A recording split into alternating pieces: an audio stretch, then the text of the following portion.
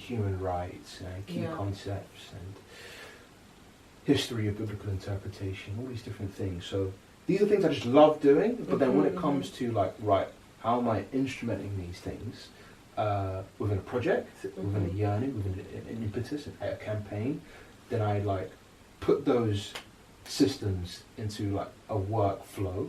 And now 2026 is a matter of like, how do I sustain that? How do I find time to activate that? I think over the previous years I'm doing a bit of this and I'm doing a bit of that and I'm rushing, but now because I've got a bit more free time and a new routine is on the horizon, I'm trying to be just a bit more intentional, a bit more systematic, a bit more reliable, a bit more accountable.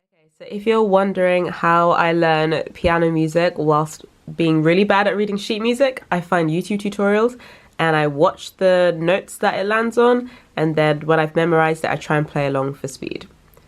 Yeah. Listen, if it ain't broke, don't fix it. Don't fix it, you know? Okay, we found out the chords, and when I tell you, that is no joke. This might not look difficult if you don't play piano, or if you're anywhere above a grade 4, which is a lot of people. But for me, this is crazy. We're doing this. We're going to do chord, that, chord, jazz. That's insane. And then basically when I feel like I've got the chords down, I try and play along with the song, even if it's very slow, so that I can practice moving from one chord to another. So that's what we're gonna do now. No pressure, I'm recording the attempt. Let's go. Ah! Yes.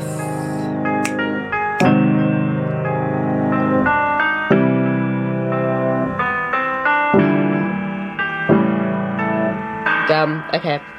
Crazy. I don't think I've ever played like, other than Top Cat, which I had to learn for like my grade 4 piano, which I'll show you has like insane, I don't know if you can see it if I put you here, hurts your fingers if you play it properly because you're stretching octaves a lot of the time, so it's like,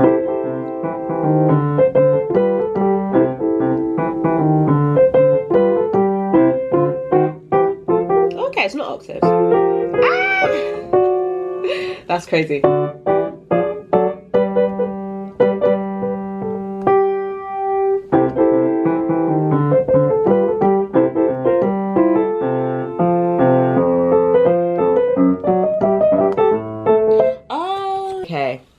That makes sense. I'm not a musician, right? I stopped playing when I was a kid. I used to play a little bit of piano here and there.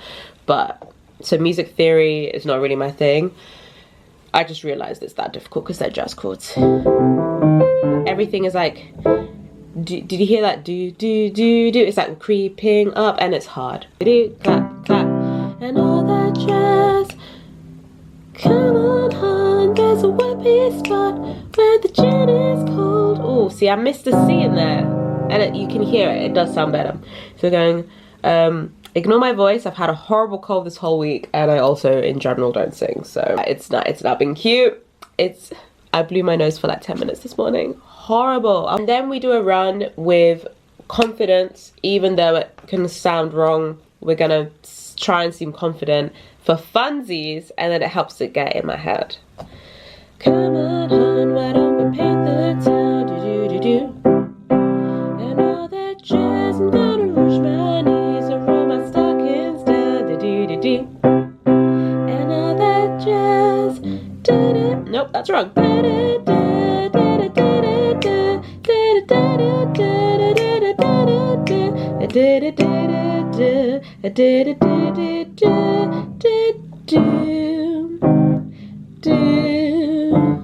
Jazz. You know what? That wasn't terrible. So sometimes confidence goes a long way.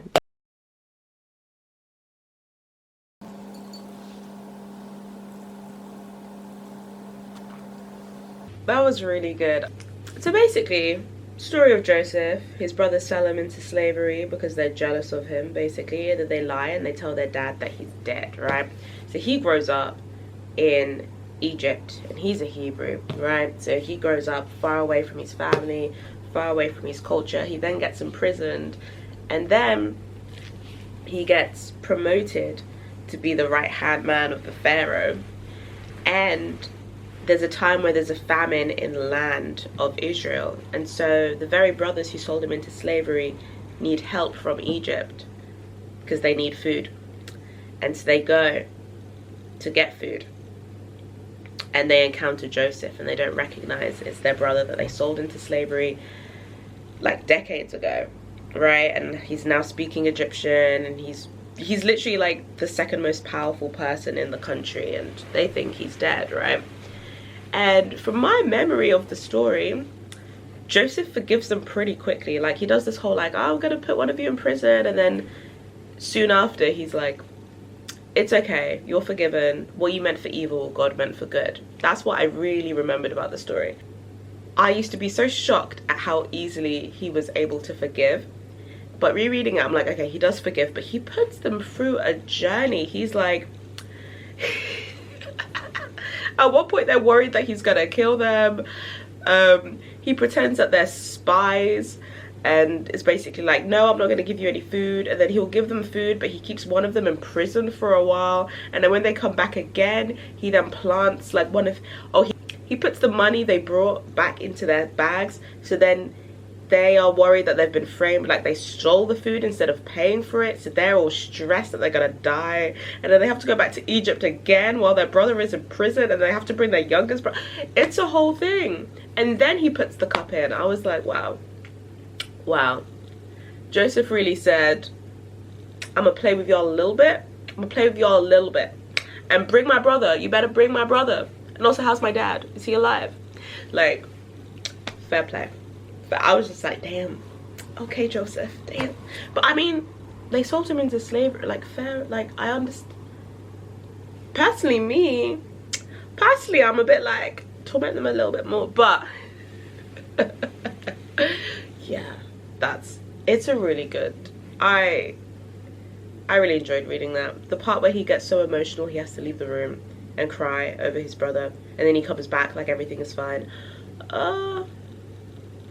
There's a real theme I'm noticing in this book actually of family reconciliation, family conflict and family reconciliation. From Cain and Abel to Jacob and Esau. Don't even get me started on Jacob and Esau, because that's a whole other thing. But then the reconciliation between Jacob and Esau, we don't be talking about that enough. The reconciliation, I don't think I even knew about. It's beautiful.